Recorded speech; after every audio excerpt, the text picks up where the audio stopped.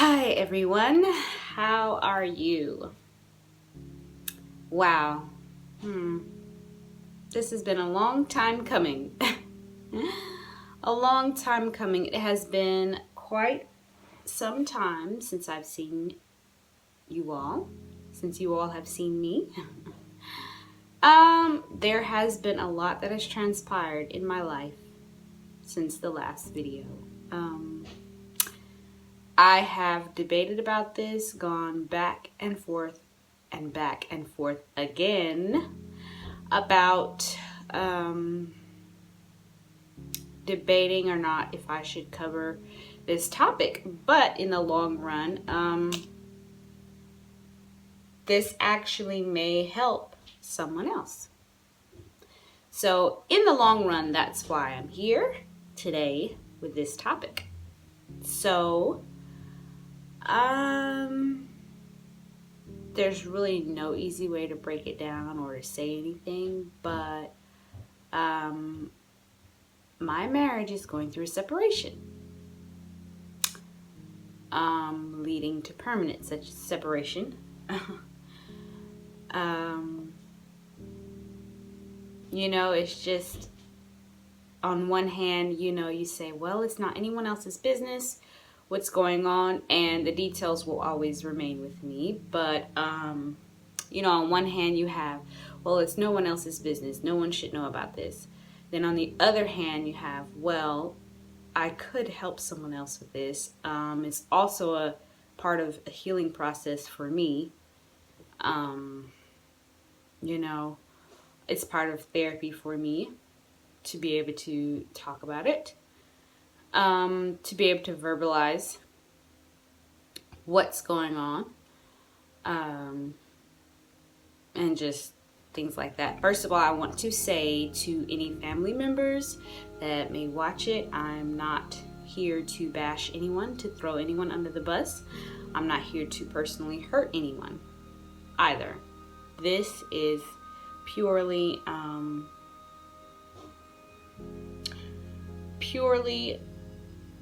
an explanation, so I won't have to keep explaining.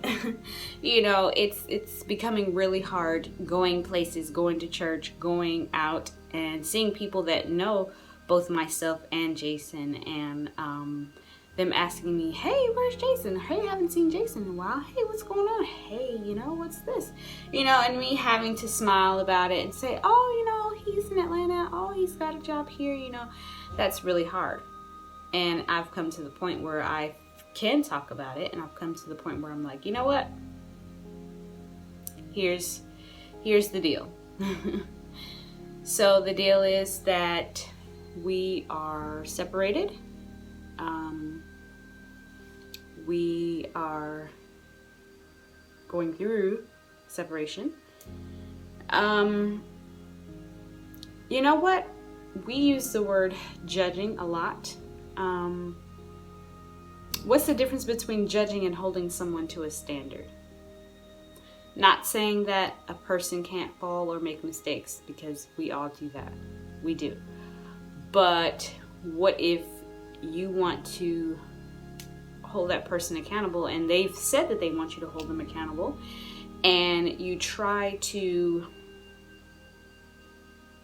remedy situations or fix wrongs, and either the other person doesn't want to and doesn't want to maintain things that they used to, or if they don't want to have a family anymore or have a marriage anymore. You can't fight alone. You can't hold a person accountable by yourself. You can't do all these things if the other person doesn't want to do it, and that's the point that I'm at. So, well, that's the point that I'm past, but that's the point where we were before separation. When we're dating someone, we have a list of things that we want. I want them to have a job. I want them to provide. I want them to, things necessary for living, and when a person doesn't meet those standards, you don't even go along with the relationship. Usually you're like, next, Why is it that once we get married to a person or something like that, we lower those standards? We shouldn't have to do that. We shouldn't have to do that. And I shouldn't have to do it, and the next person shouldn't have to do it as well. So that's where I am on that. Sorry, I'm looking at a list of things on my phone that I want to cover. You know,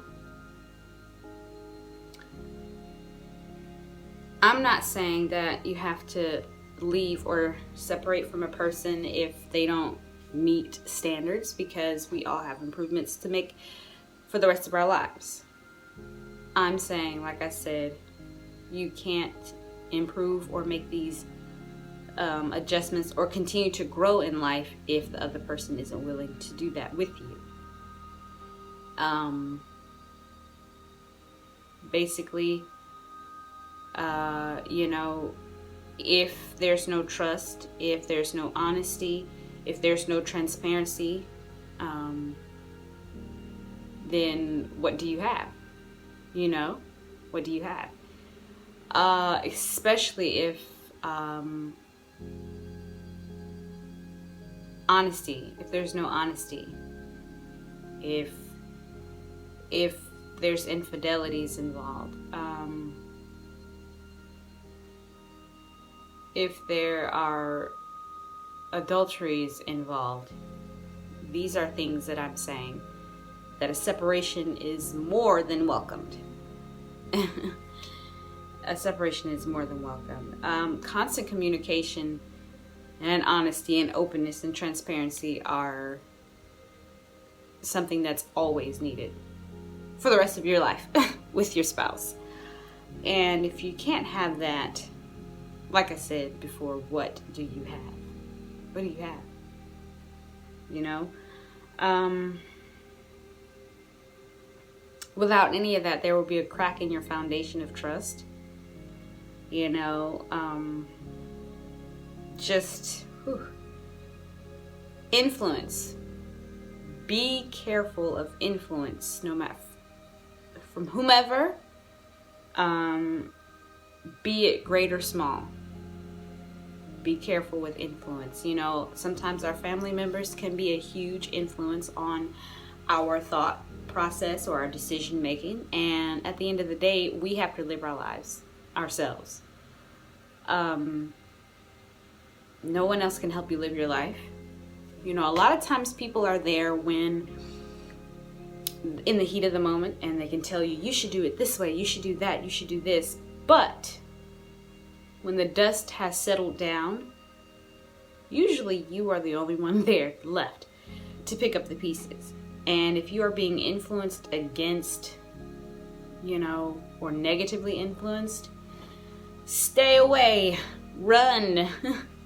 You know, that played a huge part in where I am today. You know, I'm not going to call any names or point any fingers. I'm just going to say that negative influence brought us apart. Tore us apart, rather. Negative influence tore us apart. Dishonesty tore us apart.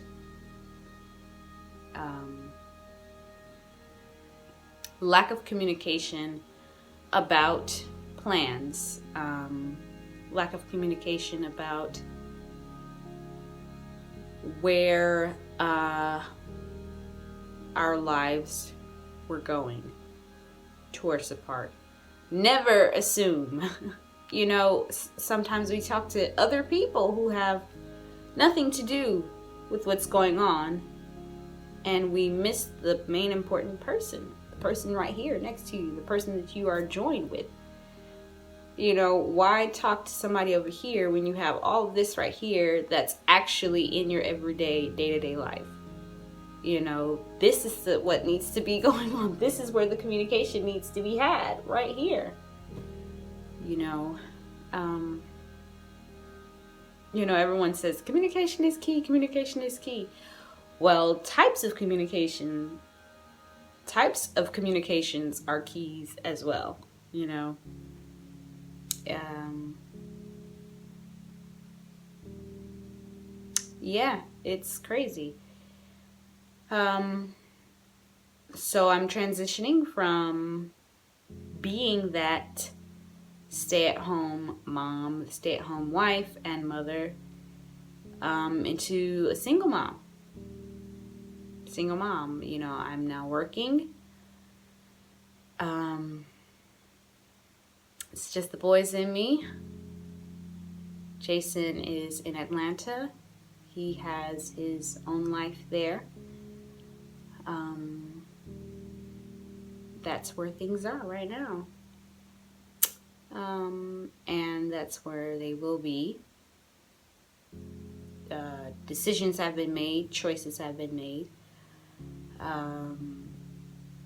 You know, there are certain things that there's no coming back from, and that's my choice.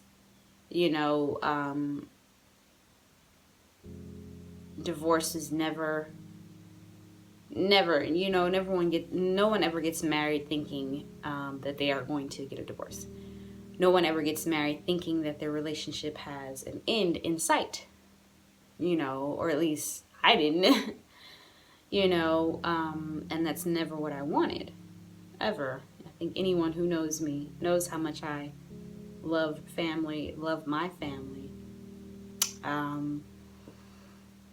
But there's a reason that God made a clause, but, you know, what God have joined together, let no man put asunder, or woman put asunder. However, he did give a clause for if things were to happen. These were our choice. He left it up to us. You can decide what you want to do. And I have decided to be apart, to be separate, to go our separate ways. So this is to my friends, to my family, to all my followers. That is my life now. I am focusing on my boys and myself and turning over a new leaf and moving on with our lives. Hope that you can stick with this. It's a tough journey. Very bitter, very bitter. But some very sweet things have come from our marriage. So I've got 2 of them walking around. Well, 1 not walking yet, but I've got 2 of them outside of my heart. They are my heart outside of my body. So, you know,